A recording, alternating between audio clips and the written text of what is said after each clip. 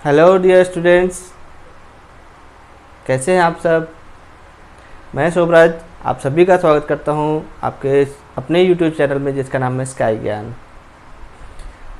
आज के इस रिवीजन क्लास में हम डिस्कस करेंगे डिजिटल इलेक्ट्रॉनिक्स में जो आईसीज होती हैं उनके बारे में, उनकी कैरेक्टरिस्टिक्स क्या होती है, लॉजिक फैमिलीज़ क्या होते हैं वगैरह वगैरह। तो इस रिवीजन क्लास को पूरा देखें, ये बहुत ही बेनिफिशियल है आपके सेमेस्टर एग्ज़ाम में। जो एक क्वेश्चन होगा जिसमें लॉजिक फैमिलीज़ के बारे में 2 क्वेश्चन कम से कम पूछे जाएंगे, ठीक है। तो जुड़े रहिए मेरे साथ अंत तक। वीडियो अच्छा लगेगा तो लाइक कीजिएगा, चैनल सब्सक्राइब कीजिए और वीडियो शेयर करना ना भूलें, ठीक है। तो चलिए आइए स्टार्ट करते हैं revision of digital electronics part 4। Okay, सबसे पहले हम देखेंगे IC, integrated circuit. Basically digital IC जो होती हैं वो स्टार्ट होती है एसएसआई से, ठीक है। इसके बाद आता है एमएसआई, फिर आता है एलएसआई, वीएलएसआई और फिर यूएलएसआई। एसएसआई क्या होता है? Small scale integration ICs, right. इसमें क्या होता है, जो लॉजिक गेट्स होते हैं वो 12 गेट से भी कम हुआ करते थे। जब स्टार्टिंग में एसएसआई आया तो उसमें 12 लॉजिक गेट से भी कम गेट होते थे। फिर आया मीडियम स्केल इंटीग्रेशन आईसीज, इसमें 12 से लेके 100 तक की जो लॉजिक गेट्स होते हैं वो इसमें बनाए जाने लगे, ठीक है। फिर एलएसआई, लार्ज स्केल इंटीग्रेशन, इसमें 100 से 1000 तक के लॉजिक गेट्स बनाए जाने लगे। फिर वीएलएसआई, जिसमें 1000 से 10000 तक के लॉजिक गेट्स इसमें बन होते थे, ठीक है। फिर आया यूएलएसआई, जिसमें 10,000 से भी ज़्यादा लॉजिक गेट्स इसके अंदर होते हैं, ठीक है।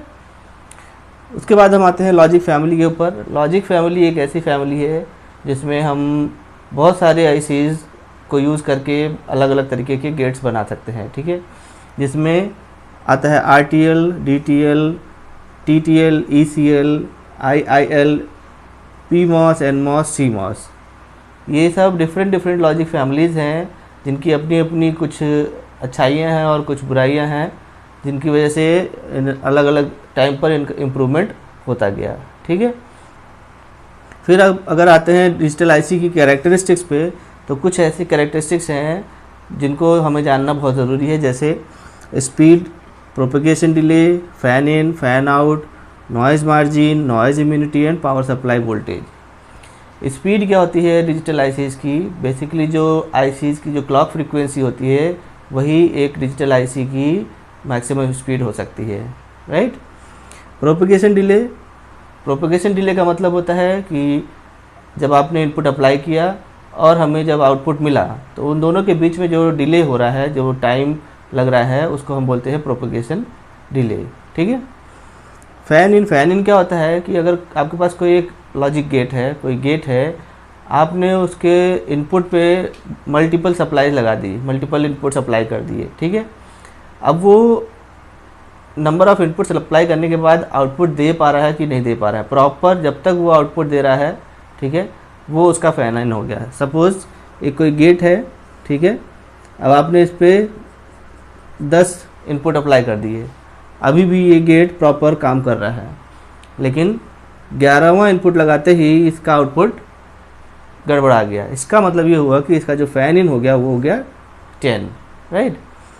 इसी तरह से फ़ैन आउट क्या होता है? इसमें होता है कि एक ड्राइव जो गेट होता है वो कितने आगे गेट्स को ड्राइव कर सकता है। सपोज़ एक कोई गेट है, अब इसके आगे आप बहुत सारे गेट्स और लगा दें, ठीक है, तो ये इसका क्या होता है? फ़ैन आउट होता है कि एक गेट का आउटपुट कितने और अदर गेट्स को ड्राइव कर सकता है, ये होता है फ़ैन आउट। फिर आता है नॉइज़ मार्जिन। नॉइज़ मार्जिन और नॉइज़ इम्यूनिटी ये दोनों लगभग सिमिलर होते हैं। क्या डिफरेंस होता है कि एक थ्योरेटिकल होता है और एक क्वांटिटेटिव होता है। मीन्स अगर आपको बुखार होने वाला है, ठीक है, और आप बुखार से बच गए हैं तो वो आपकी इम्यूनिटी है। लेकिन आपको बुखार जो होने वाला है उसके जो बैक्टीरिया हैं उसको अगर आप मेजर करेंगे तो वो आपका नॉइज़ मार्जिन कहलाएगा। मतलब ये हुआ कि एक आईसी में जब आपने फ्लक्चुएशन आ रहा है इनपुट सप्लाई वोल्टेज का, ठीक है, लेकिन वो तब भी प्रॉपर आउटपुट दे रहा है, तो ये उसकी इम्यूनिटी होगी, नॉइज़ इम्यूनिटी। नॉइज़ होने के बाद भी आउटपुट दे रहा है प्रॉपर, तो वो उसकी नॉइज़ इम्यूनिटी होती है, ठीक है। लेकिन वो जो फ्लक्चुएशन आउटपुट वोल्टेज, जो इनपुट में आपका जो फ्लक्चुएशन हो रहा है, एक्स्ट्रा ऐड हो रहा है वोल्टेज, उसको आप जब मेज़र करेंगे तो वो हमारा कहलाता है नॉइज़ मार्जिन, ठीक है। पावर सप्लाई वोल्टेज क्या होता है कि हर आईसी को हमें एक सप्लाई वोल्टेज देना पड़ता है, वो उसका पावर सप्लाई वोल्टेज कहलाता है, ठीक है। तो ये इसकी कुछ कैरेक्टरिस्टिक्स हैं डिजिटल आईसीज की, राइट। अब हम देखते हैं लॉजिक गेट्स यूजिंग CMOS।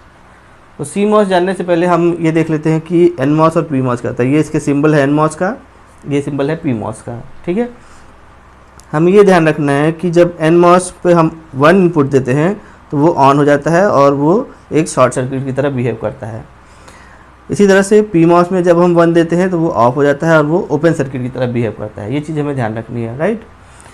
तो ये हमारा एक सर्किट है CMOS का, ठीक है। इसमें यहाँ पर ये ऊपर PMOS लगता है और नीचे NMOS लग गया, ठीक है।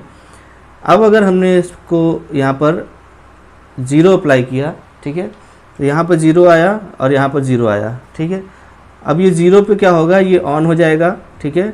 ये ऑन होने के बाद इसका यहाँ की जो सप्लाई वो यहाँ आएगी, लेकिन इस पर 0 अप्लाई करेंगे तो वो ये ऑफ हो जाएगा, मतलब हमें यहाँ पर सप्लाई नीचे नहीं जा पाएगी, ठीक है। तो ये जो आउटपुट है वो हमें इधर को मिल जाएगा, ठीक है।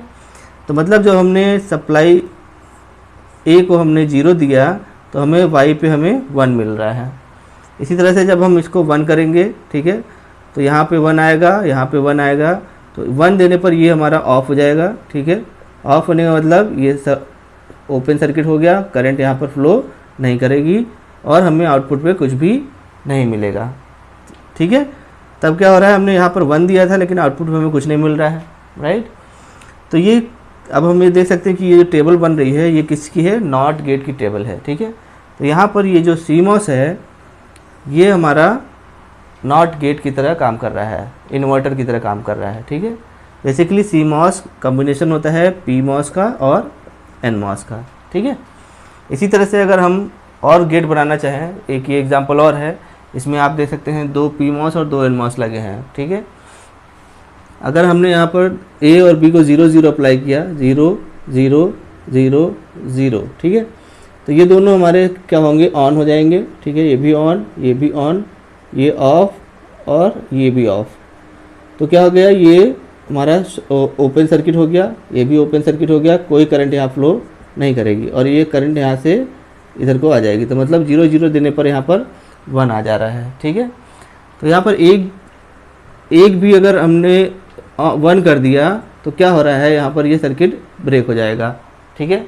ब्रेक होते ही हमें आउटपुट पे 0 मिलने लगेगा, राइट। तो अब हमने ये देखा कि हमें ये क्या मिल रहा है, यहाँ पर 1 0 0 0। तो ये किस चीज़ का आउटपुट होता है, ये होता है A.B का बार, दैट इज़ ये हो गया NAND, ठीक है, NAND गेट हो गया। अब यही अगर हमने इसके आउटपुट को इससे कनेक्ट कर दिया एक और इन्वर्टर से जो हमने यहाँ बनाया था, तो ये क्या हो जाएगा, ये A प्लस B आ रहा है, ठीक है। तो ये हो जाएगा NOR, ये हो जाएगा 0 1 1 1, ठीक है। अब ये क्या बन जाएगा, यहाँ पर जो आउटपुट आ रहा होगा ये हमारा हो गया OR गेट का आउटपुट। तो अगर हमें CMOS से OR गेट बनाना है तो हमें ये पूरी सर्किट ड्रॉ करनी पड़ेगी, ठीक है। ये है OR गेट यूजिंग CMOS, ठीक है। अगर हमें इसी तरह से AND गेट बनाना होगा तो हम क्या करेंगे, इन दोनों को पैरेलल कर देंगे और इन दोनों को सीरीज़ कर देंगे और ये एज इट इज़ रहेगा, तो हमें क्या मिल जाएगा, AND गेट, ठीक है। फिर आते हैं हाफ एडर के ऊपर।